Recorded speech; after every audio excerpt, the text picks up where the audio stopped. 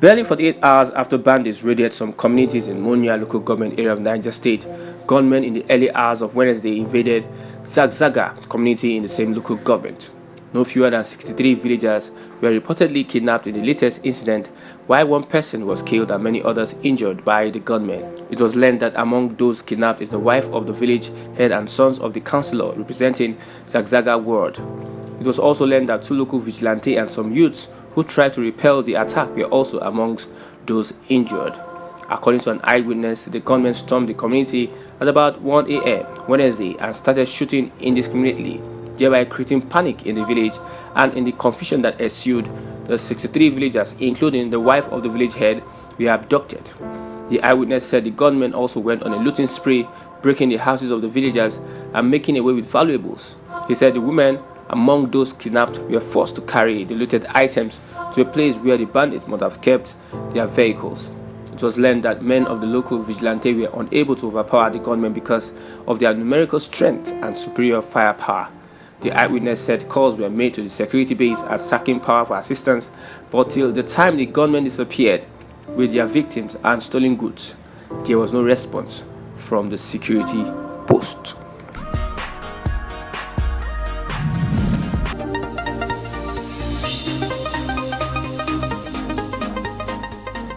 Samuel Ogundigbe, the managing editor of People's Gazette, a young journalist, while with the Premium Times, was allegedly used by former Senate President Bukola Saraki to expose Mrs. Kemi Adeosun on a forged NYSC exemption certificate.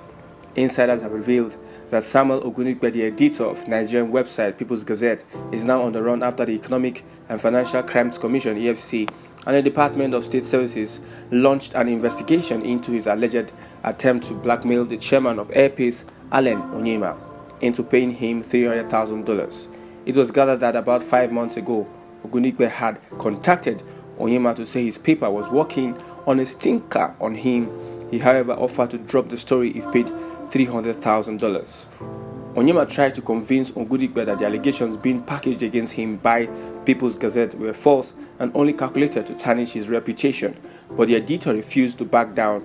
The Airpeace chairman alerted the EFCC and the DSS, who then set up a joint sting operation on the matter and asked Onyema to play along while the two agencies monitor and record the communications between Ogundigbe and the Airpeace chairman. While playing along, Onyema offered to pay Ogundigbe $150,000 in 3 installments and eventually requested Ogundigbe to provide an account number to which the money could be paid, but the journalist insisted that he would only accept the payment in cash. Onyema continued to play along in line with the script given to him by the law enforcement agencies involved in the operation. He invited Ogundigbe to his office in Lagos to collect the first installment of $50,000, who in turn sent a female representative to collect the money on his behalf.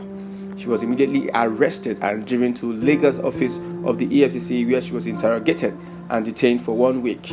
The suspect, law enforcement sources said, told detectives that she did not know that the money Ogundigbe sent her to collect was a proceed of blackmail.